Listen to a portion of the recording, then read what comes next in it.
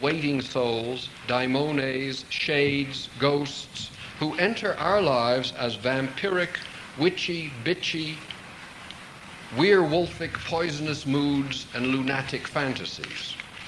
Of course, the alchemists say how to deal with those lunatic fantasies, which is, the sages say it should be nourished by its own poison till it has had enough.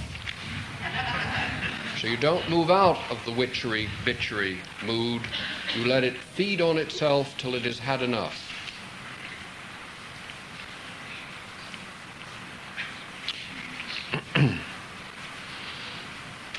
According to Plutarch, in his essay on the face in the orb of the moon, our personality is made up of body, soul, and spirit.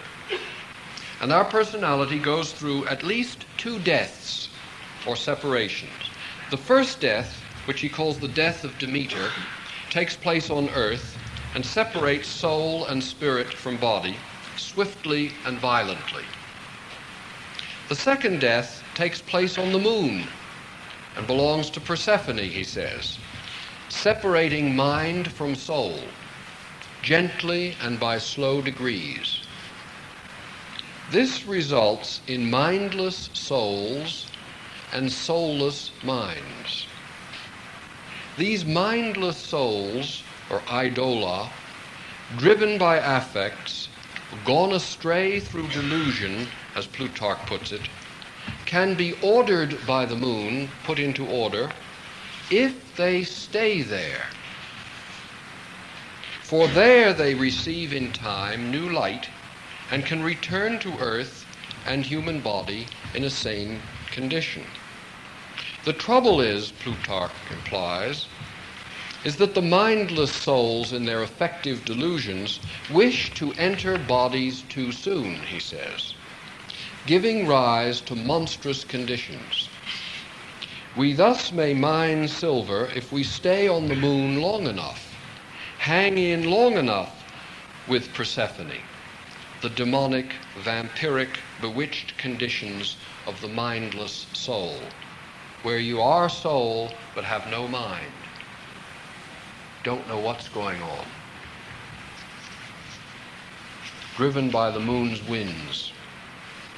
Then our return to the body and earth will be benefited from the time spent in the dark. For lunacy passes. Essential to the definition of the word is fluctuation, intermittency. As it comes, so it goes, a matter of rhythm. Now, the last place of silver, last place of mining silver, which I'd like to talk about before we take a stretch, is even more subtle and complex yet than mining it from money or mining it from the moon. This one has to do with sound. Ruhlen's Dictionary of Alchemy says silver especially is resonant. Silver resonates, resounds, resounds. The manner of constructing musical instruments, as well as the shapes of Hebrew and Arabic letters, have supposedly been derived from the moon's varying forms. The patterns of our speech and sounds supposedly derives from the moon. Christian symbolism also connects silver with the eloquence of the evangelists, referring back to Psalm 12:6, the words of the Lord are pure words as silver. Or Proverbs 10:20, tongue of the righteous is as silver. And you know of silver-voiced sopranos and silver-tongued orators. William Jennings Bryan, the most renowned orator in our history, most renowned speech was in defense of silver. Shakespeare, now our guiding spirit, in a play about moonstruck and certainly lunatic lovers, Romeo and Juliet, in the balcony scene of Act 2, has Romeo say, "How silver sweet sound love's tongues by night, like softest music to attending ears." Then in Act 5, when the musicians enter and show their wit, The first musician answers the question, why music with her silver sound? That's the play, there's a little game going on. And we're given two answers. Shakespeare makes a joke. Music hath a sweet sound. That's why it's called silver sound. And the second answer, the second musician is, musicians sound for silver. Our theme of silver as money. Now my aim here is at the throat. And by George, if there isn't an astounding bit by William Faulkner that connects the moon, the silver, and the throat.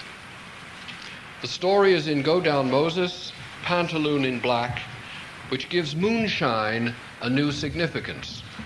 For it is not simply that drink made by the light of the moon in secret, but it is a cold, liquid silver that the going crazy black man in the story pours into his throat again and again as he proceeds to his lunatic the lunatic denouement of murder over a few bits of money. The scene is set in moonlight. The character moves through solid silver air, as it's called, sometimes blue. His throat filled solid with the silvering, glinting, shivering, chill liquid air of the drink. This throat, sound, speech, voice, song, word, is also the place in Kundalini Yoga of Vishuddha, the locus of the white elephant, where air takes on weight, the enduring weight of the mind, where what we say and sing matters with the size and density of an elephant. Jung says of the Vishuddha chakra, the power of the elephant is lent to psychic realities. Psychical facts are the reality in Vishuddha. Words, concepts, intuitions, thoughts, the interior logos that talks to us, the voices of the spirit, in the throat chakra become utterly, massively real. Nothing is as heavy or bears more weight than what sounds from us, just as our voices so often reveal the state of our souls. Now, if silver can be mined from the throat, a subject I've learned a good deal from David Miller, we must also hear with silver and whiten our ears so as to hear resonances. This is the art of hearing musically, a point that Tom Moore makes in the last issue of Spring. Musical therapy as hearing musically what happens, what is said. Letting the word resound, as for example the second musician plays upon the first musician's silver sound of music, doubling the meaning, catching an additional reflection from the words themselves through the joke. It is a mining of silver from our syllables, a silbern of the silben. Here I am reaching toward the inventive work of Paul Kugler, our hidden silver at the Hilton, because Kugler, in his article in the last issue of Spring, says that first and foremost, psyche sounds. And he builds a psychology from the Visuddha chakra rather than from Muladhara and sex, or Manipura and passion, or Anahata and feeling. Psychologies can be built out of the various chakras, of course. To recover the silver, to find our firmness, value, psychic beauty, and clear reflection, to be of sound mind, we have to hear the mind sound, sounding things and words to their depths, resonating all words said so that they may lose their blackened coat of literalness that does not reflect, and shine ever more brightly. Ultimately, the mirror more firm, more real than the world it mirrors. The image brighter than the object.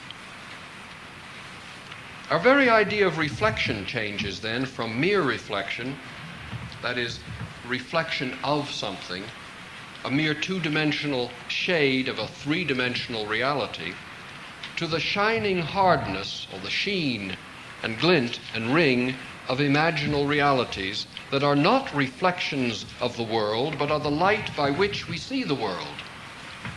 We come to the world from the moon, says Plato. And then we distinguish the moon from the sun and let the moon shine in its own light, not as a reflected light. This silvering by which we hear the soundness in things no longer requires that words must refer to world. Lunacy, yes. Words as sounding their own depths of reflection, allusions, alliterations, puns, rhetorical guises, these sounds the singing of angels, hitherto throttled by golden rules of logic, reference, and definition. We're in the realm of voices, as the mind sounding itself, sounding its depths, hearing itself as a choir of voices, discordant, antiphonic, letting the dead souls in us speak, the ghosts of the ancestors, the unborn, all the inhabitants of the moon, all come down from the moon, talking with our voices, listening, hallucinatory. Our lunatic phases are silver mines, and when we enter the mine, we go lunatic for a spell. More, these phases are the cool forge without heat and hammer, where the silver separates from the ore body and runs off clear as a mirror, whitening the whole earth. Now let's take a break, a cough break, and we'll come back to more of the psychopathology. This next is about the white earth, or the terra alba, or whitening the earth, silvering the psychic body. You probably know that the albedo in alchemy is another way of speaking about luna and silver. Albedo is the word. And it's the transition place, joining condition between the black nigredo and the gold or red rubedo. But take care here about this white place, because there are two conditions which often look alike, yet differ completely. An original white, the virginal milk, the primary moon, and these are all names for the primary material, and then a second white, and I'm going to be talking mainly about the second white. This first white, however, you may as well understand something about alchemically so that you can get the point of the distinction. This first white is pre-black. There is no blackness in it yet. Or it is really a blackness disguised as a whiteness. It's the original sin of sinlessness, of innocence, meaning without harm, innocere, or unsullied, without soil, immaculate, ignorant, without distinctions. That white, that primary material white, is whitewash, or talcum powder, or the toothpaste smile, or the white boots on the cowgirls, or that happy indifferentiatedness. All colors hidden in the white. White flannels, vanilla ice cream, sweet, white, cool, ski resort to skis, aspirin consciousness, let's call it. A kind of just fine. Or anyone for tennis. It's called virgin's milk, it's called luna. These are names for the primary materia. Now the work, the alchemical work, begins on this material. Blackening it, scorching it, hurting it, cursing it, rotting it. This primary white condition must be corrupted and depressed into a nigredo, stench, impulse, despair. It's like a marshmallow roast. The second white, or the albedo, which we try to get to, the albedo, I don't know where that one came from, is a whitened earth, or a terra alba, that it is contra naturam. It's again an innocence, but not as inexperience, rather as not identified with experience. Or it is a ignorance, a careless ignorance, insouciant ignorance of the world and its ways, but as a, or not that kind of insouciant ignorance, rather a casual ignoring of the world and its ways. It's a slight difference. It doesn't mean being a hermit and turning against the world. It's just that disidentification with it. So there is that same whiteness, but it is in another place, because psyche is now primary. Now, usually we recognize this second whitening, this albedo, as a transition, and we get experiences after depression or after turmoil of relief, lightening, lifting, a kind of mood dulcet or sweet anticipations after blackness and leaden despair. It's similar to the Ida in Kundalini Yoga, that a kind of white cooling that comes after a great deal of intense heat. There's comfort. You get a sense in yourself, there's like an anima voice telling you all the time, it's all right, everything's going to work out, it's fine. There's a cool distance, detachment. You say, it's lifted. I don't know what happened, but it's lifted. It's not so turbulent. I'm okay. I'll get by. Or that's colored in alchemy sometimes by bluing, a bluing as silvering of the black. That is, as it moves from black to white, it goes through a blue, and this bluing is as we have where despair becomes voiced in blues. The recollections without guilt, but with the sadness. A peace after the black, a washing of the sense of sin. Or Ruland says, silver cools and desiccates. Silver is an astringent and draws out. It should therefore be placed upon wounds.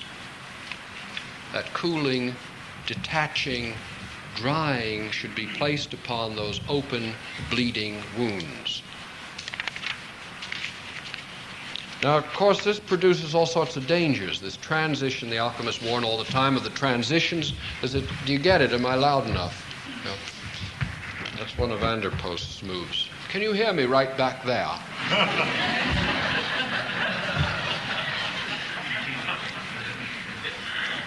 Another danger is the very various dangers that they worry about in this transition.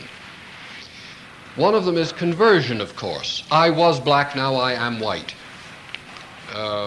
Another one is, and there is no blackness in me whatsoever any longer. I'm free of sin, lustrated so.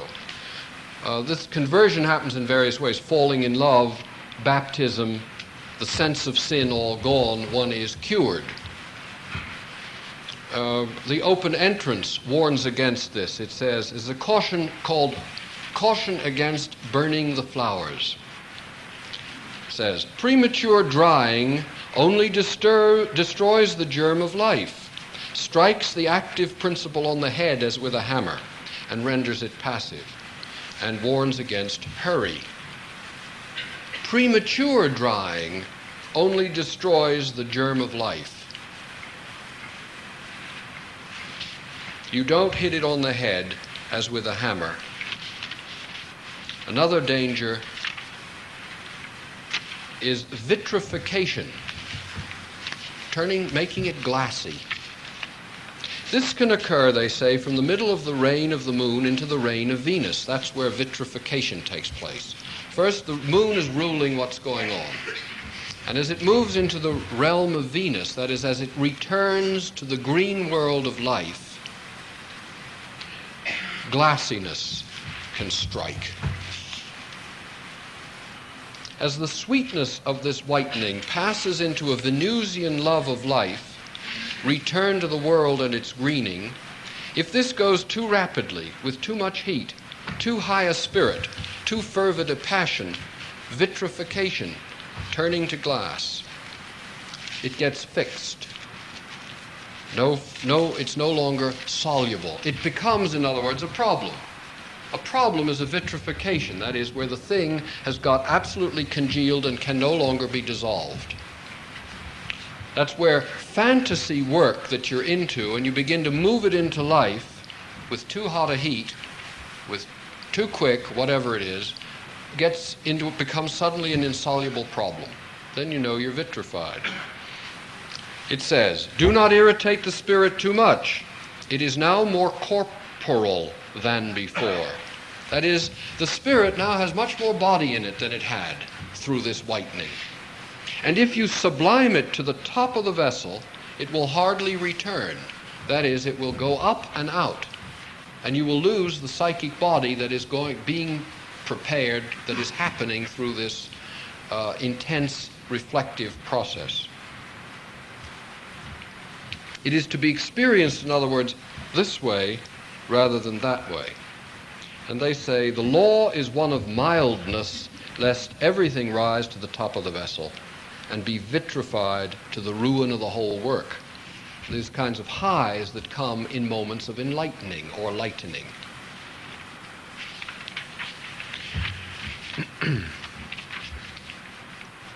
Silvering and whitening comes in dreams. We see white animals. The animal now as psychized, that is dead in a sense, a shade of itself, a psychic animal presence.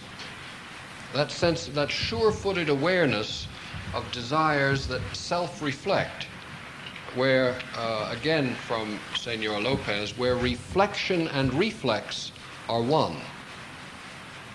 The animal can talk, and the desires and habits and impulses hear themselves or know themselves.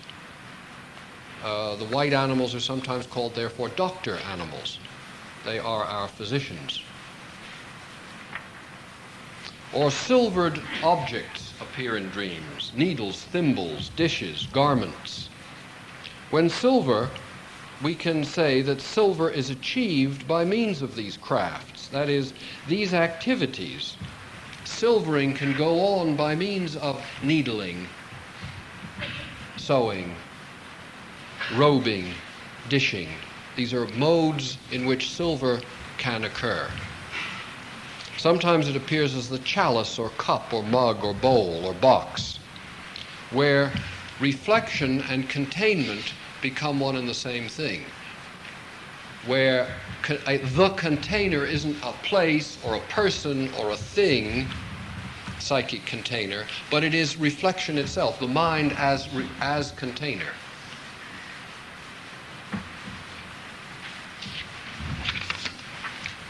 Now we must put our understanding of white together with that of earth. When the word earth is used, we all get very blunky, heavy, earth shoes, earth grains, solid, natural. As Pat Berry has written in her papers on Mother and Gay and Demeter, earth is where our matter gets put.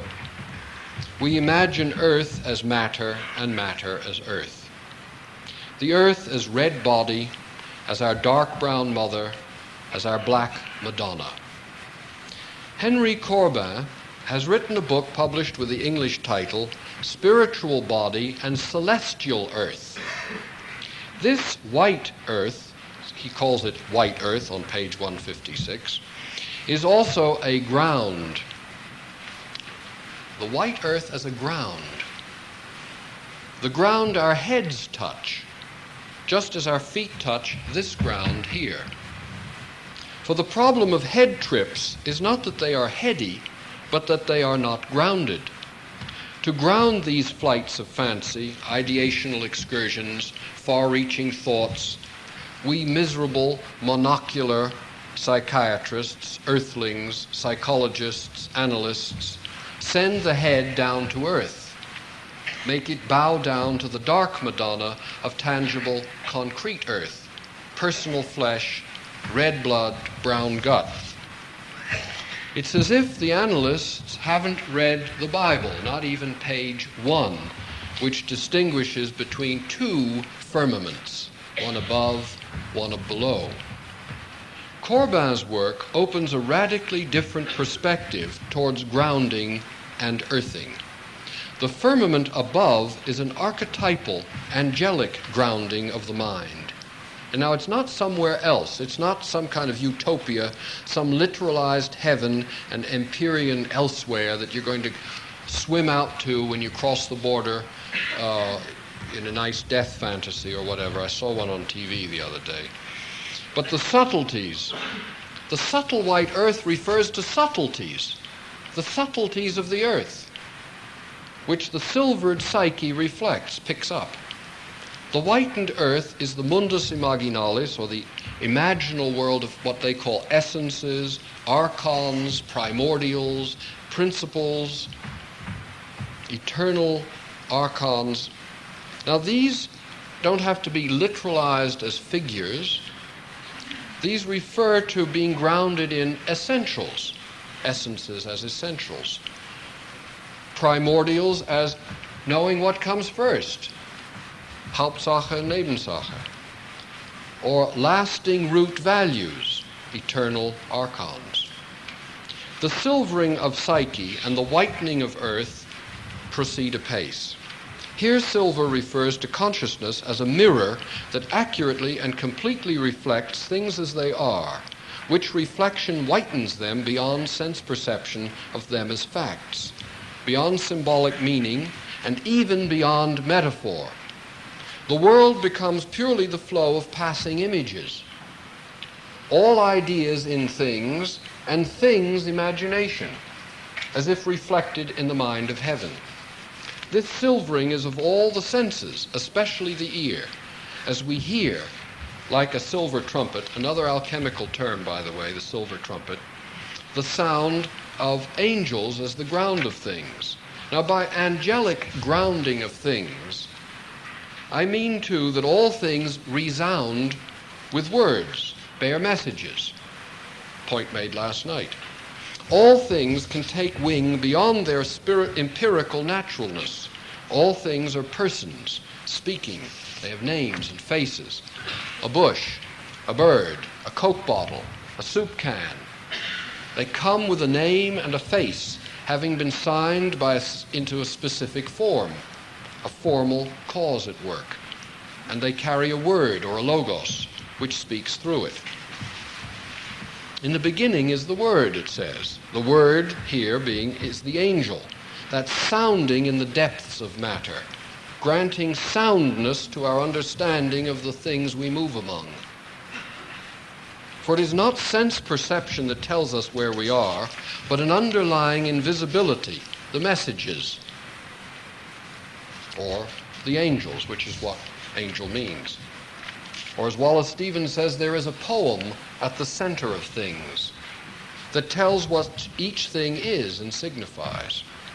By grounding the mind in the whitened earth, we also resolve the old nominalist realist controversy. For now, nomina, words, names, are utterly real. And reals, things, are the shapes these words take, the sounds they make, which flatus voci, as it was called, really are gasps of breath, or the soul's own breath. The grounding of mind in the whitened earth is what I've spoken of at other times as the poetic basis of consciousness. That is, the consciousness not a product of the brain matter, of left and right hemispheres, or of biochemical concoctions, or electrical mechanics, or society, or syntax, or evolution, but a reflection of images, ongoing poetic process, poesis, creative, spontaneous generation of formed fantasies, such as our dreams. So for the deepest comprehension of mind, we cannot help but turn to poetry. We must go to the moon people, the lunatic poets, who say, like the poetic clown in the Children of Paradise, Les Enfants de Paradis, La lune, c'est mon pays, says the clown, says the poet. Poetry gives us chunks of whitened earth, moon rocks, which when seized upon by the Apollonic mission prove dead and worthless. Imagine the greatest deed, the heroic quest of our age, the Apollo mission, was to capture and bring down to actual Earth a tangible piece of the actual moon, the insanity of literalism. It is difficult indeed to grasp experientially what goes on during the whitening. Let's look at 3 alchemical discussions of whitening, of the whitening of the earth. The first is a statement from Mary the Jewess, one of the very earliest alchemists referred to. If the two do not become one, if the volatile does not combine with the fixed, nothing will take place. That's the first part of her sentence. If one does not whiten and the two become 3 with white sulfur, which whitens, nothing will take place. So we are told first that what is scattered, flying, giddy, spiritualized, high, the volatilized, needs to become fixed, stuck, pinned, unchangeable. Our problems are marvelous places for fixating the volatile. Our problems become necessary places where all that gets fixated. At the same time, what is fixated needs to become free, fantasyful, and winged. Then whitening can come about, she says. Before whitening can happen, spirit needs to be embodied, and body needs to become spirited. Then the two, she says, become 3. For until this happens, we do not feel psychic reality. We're in the realm of the 2, the opposites, the same old place, spirit and body, matter and mind, inner and outer, self and world, introvert, extrovert, feeling and thinking, the opposites, the realm of the 2. That's not the whitened earth.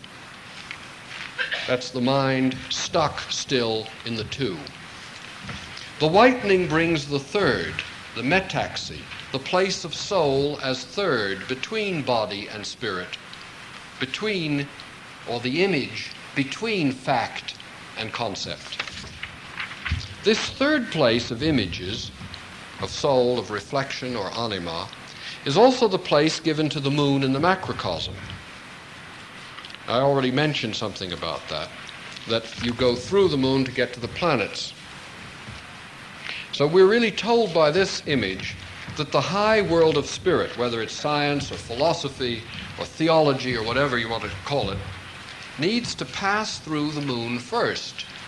The higher world has to proceed via the moon, meaning the mode into higher subjects, sciences, whatever it is via psychological reflection.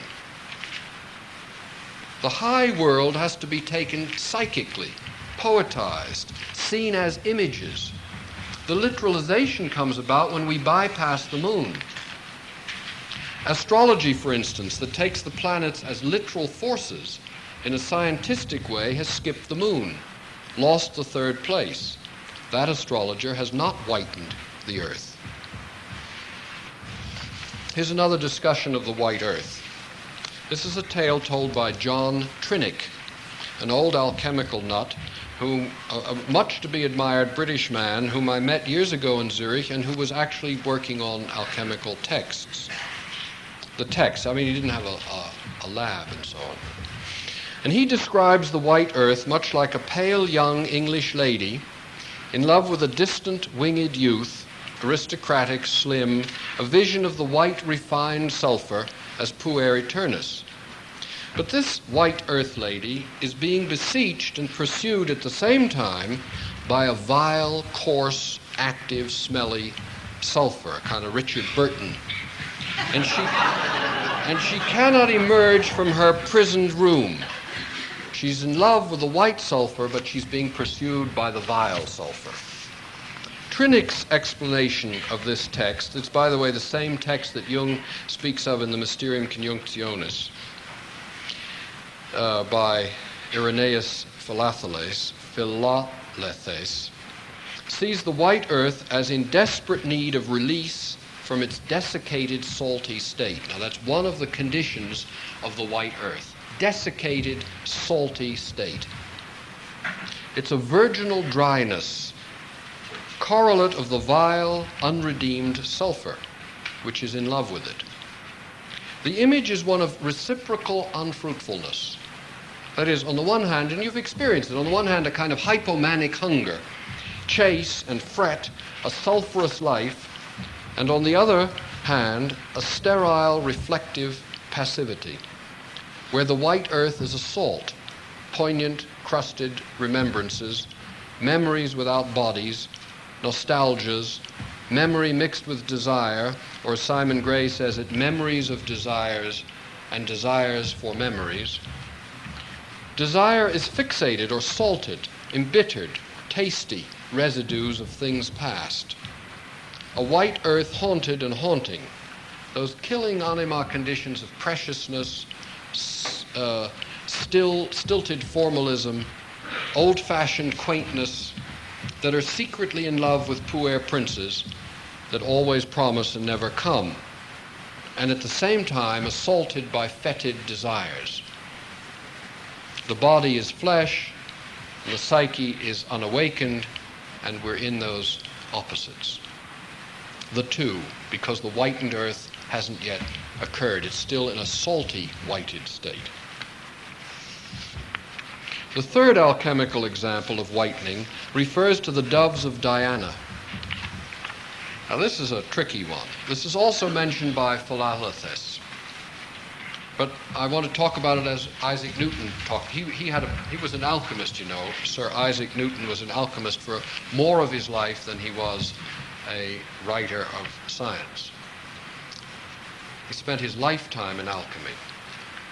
The doves of Diana meant for him, for Newton, an amalgam of silver with the metallic center body, or regulus, in the ore of antimony. Now, I'll try to explain that. Sometimes inside the body of an antimony mineral, there was a core, which was called regulus. Sometimes it associated them with the star Regulus. Sometimes it was called Corleone, shades of Brando, or lion's heart, so that there was inside the body, which the doves of Diana connected, the silver, with this lion's heart, was a silver that had within it the heart of the lion.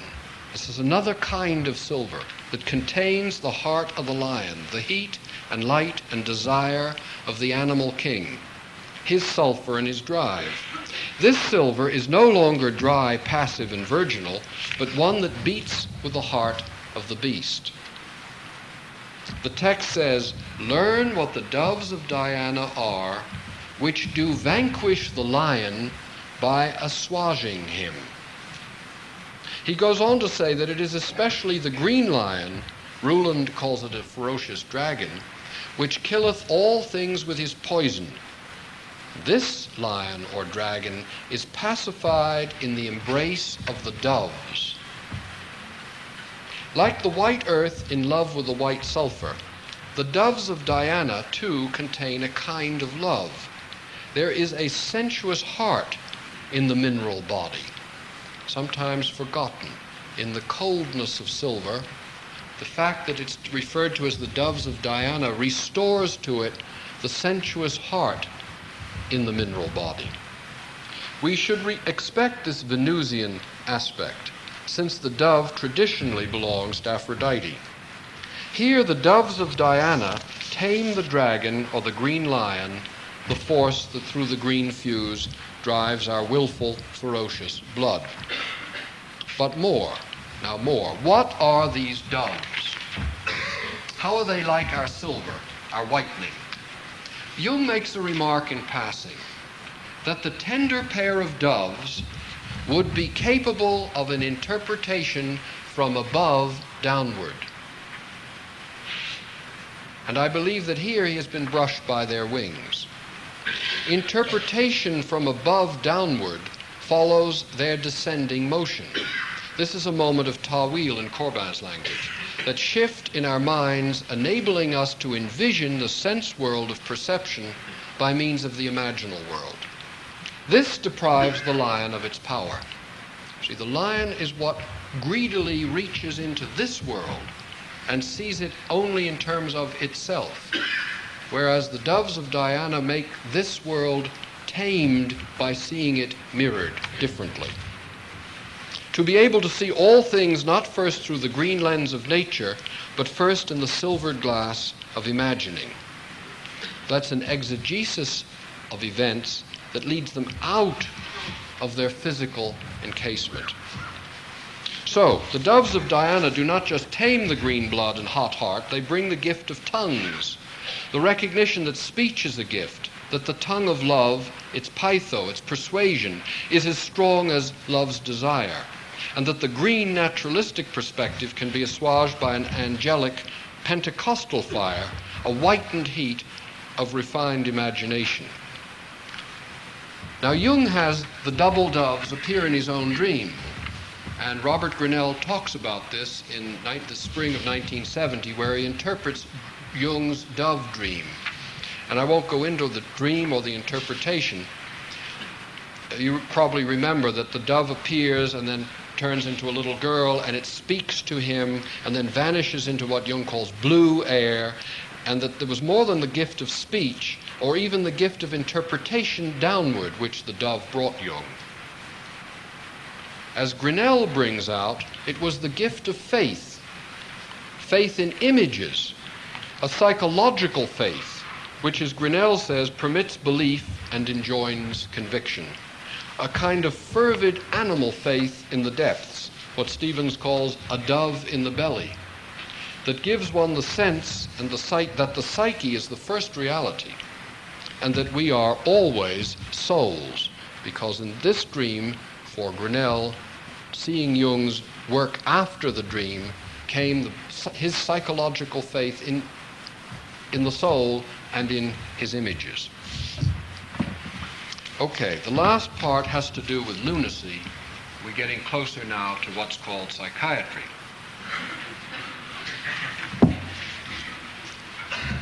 We began by proposing from Hegel that soul necessarily goes through a stage of insanity, and then by suggesting that this necessary stage might be the stage of silver and whitening of the earth. Then all along we have been begging a question that must have been keeping Tom Sass grimly disillusioned, for we have used terms like lunacy and psychopathology and madness, seeming never to have heard his passionate arguments against this language. But I think these maddening terms belong to the moon, not to medicine. That they are coinages of Persephone, bringer of destruction, and that these terms may even take us to the moon. Now, what I'm trying to say is that I agree with Hegel. Lunacy is a necessary condition of soul. And I agree with alchemy that lunacy is a necessary precondition of the conjunction. Yet I also agree with Sass that lunacy becomes insanity when diagnosed as such by the medical model. Lunacy is a moon moment and calls for lunar understanding. It should be looked at in the light of the moon, which we're trying to do today. There are two widespread forms of lunacy to which our chemical psychology may offer some background, some reflection. The first is delusional literalism, or the core problem in what psychiatry calls paranoid schizophrenia, and the second is depersonalization. Let's look at these two lunatic conditions. A paranoid delusion is a factified imagination, a fantasy believed literally. The belief in its literal reality as a fact, a plot, a scheme, cannot be shaken by appeal to feelings, by evidence of the sense, or arguments of reason. One who has this so-called false belief is precisely, as Sass pointed out last night, what religions might call a true believer.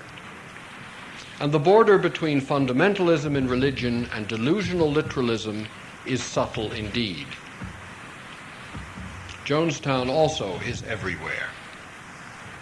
Now, what has happened to an image that it becomes so sure and true? How come suddenly an image gets factified? A fantasy becomes utterly literal. What has happened? Images that are so shadowed themselves by uncertainty. Think of a dream, the vague anxieties and remembrances, the moonlight region. What happens to convert the shades of the dead and the shifting face on the moon into an unshakable certainty